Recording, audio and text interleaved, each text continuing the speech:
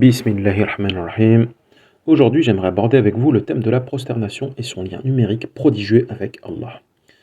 Vous n'êtes peut-être pas sans savoir qu'il y a 15 versets de prosternation dans le Coran, dont la liste s'affiche sur votre écran. Le lien avec Allah est évident, puisque c'est devant lui et lui seul que l'on se prosterne. Il tombe sous le sens de relier numériquement Allah et les prosternations. Puisque c'est devant Allah seul que l'on se prosterne, le thème de l'unicité est le fil conducteur que nous devons suivre. L'unicité d'Allah est clairement évoquée dans la sourate 112 Al-Ikhlas, le monothéisme pur. En partant de cette sourate, nous allons commencer à voir l'évidence du lien mathématique entre Allah et les prosternations. Rappelez-vous, il y a 15 prosternations. Justement, la sourate 112 est très étroitement liée au nombre 15. Il y a 15 mots dans cette sourate. On compte 15 versets depuis la fin du Coran jusqu'à la sourate 112 incluse. Il y a 47 lettres dans cette sourate et 47 est le 15e nombre premier. Le dernier verset de cette sourate compte 15 lettres. Il y a 15 lettres depuis le début de la sourate 112 jusqu'à la dernière occurrence du mot Allah dans le Coran. Sur les 28 lettres de l'alphabet, 15 lettres ne sont pas utilisées dans la sourate 112.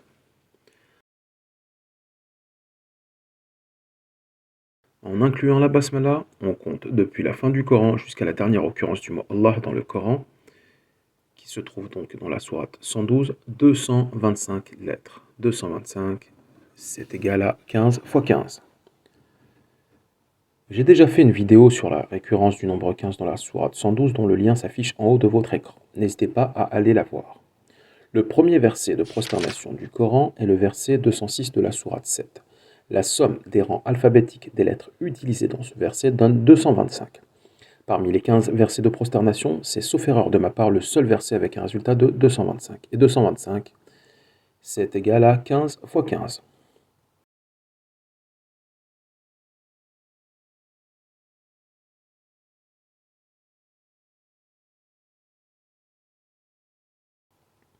Le 15e et dernier verset de prosternation est le verset 19 de la sourate 96. N'oubliez pas que la sourate 112 est très étroitement liée au 15. Donc, ce 15e verset de prosternation est le 112e verset depuis la fin du Coran. Subhanallah. La somme des numéros des premiers et derniers versets de prosternation donne 206 plus 19 égale 225. Donc le verset 206 de la sourate 7 et le verset 19 de la sourate 96. Et 225, c'est égal à 15 fois 15. Le premier verset, dont le premier mot est Allah, est le premier verset 15 du Coran qui se trouve à la sourate 2. Et ce verset est le 22e verset depuis le début du Coran. La sourate 112 est très étroitement liée au 15 et est la 22e sourate de la Révélation. Parallèle très intéressant. La lettre alif qui commence le mot Allah est le 133e alif depuis le début du Coran.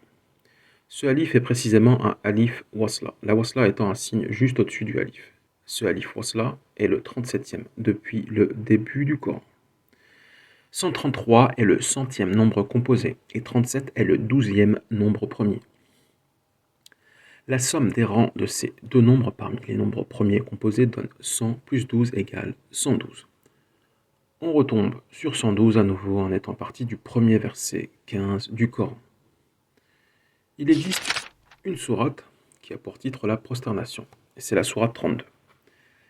Dans cette sourate, le seul mot prosterné se trouve au verset 15 et celui-ci compte 15 mots qui plus est.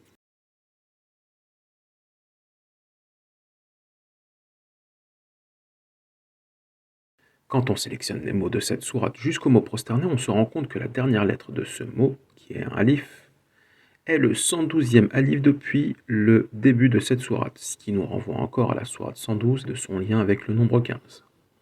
Lorsque l'on fait une recherche par racine, on se rend compte que le premier verset à contenir la racine du mot prosterné est le verset 34 de la sourate 2.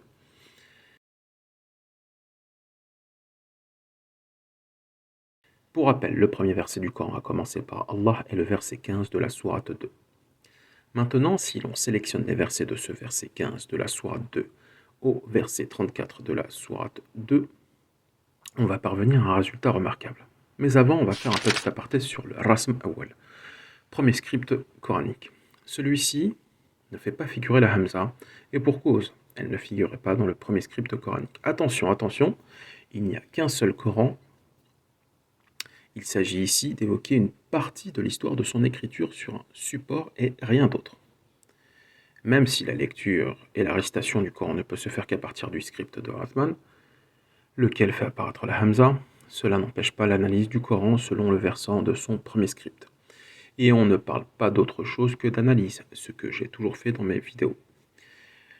L'élasticité hors du commun du Coran nous permet de trouver aussi bien des miracles dans ce Rasm Awal, premier script coranique, que dans le Rasm de Uthman, donc script de Uthman, et même dans le Rasm Imla'i, comme l'a démontré un certain Bin Imad al-Atiki dans ses vidéos, que vous connaissez probablement.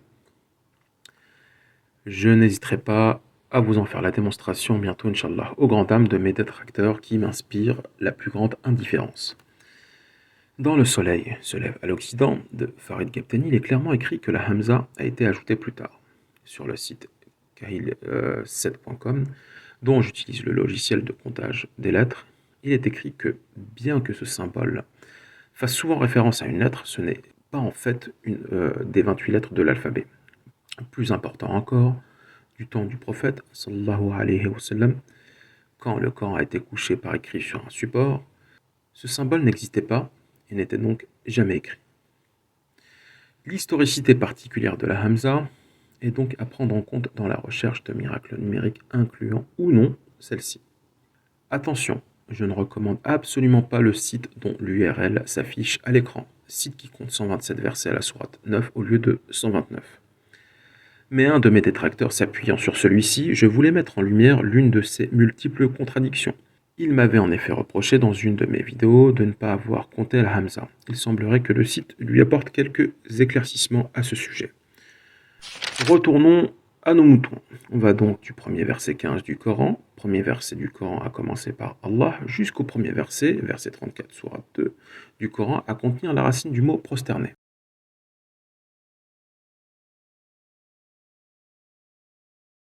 Et là, on constate ceci. 1515 lettres, on y voit deux fois le nombre 15, et 1515 est un multiple de 15, puisque 1515 est égal à 15 fois 101. Subhanallah. Allah est unique, et cela est très clairement écrit dans la sourate 112, le monothéisme pur. L'unicité se caractérise par la valeur 1. Le alif, première lettre de l'alphabet, a une valeur égale à 1, que ce soit dans l'alphabet ou l'abjad.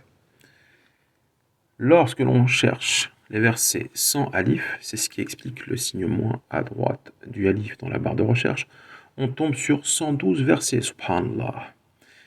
Et le 112e de ces versets se trouve dans la sourate 112, subhanallah. Il s'agit du verset 3 de cette même sourate, lequel est la définition de l'unicité. Il n'a jamais engendré, n'a pas été engendré non plus. Enfin, pour finir sur ce thème du alif faisant référence à l'unicité, lorsque l'on cherche les versets contenant au moins un alif, on fait le constat miraculeux suivant. Le 112e verset depuis la fin du Coran à contenir la lettre alif est justement le verset qui contient la première révélation du mot Allah. Le verset 14 de la sourate 96. Subhanallah. À la prochaine vidéo, et j'espère à dans moins de 6 mois, Inch'Allah. Assalamu alaikum wa rahmatullahi wa barakatuh.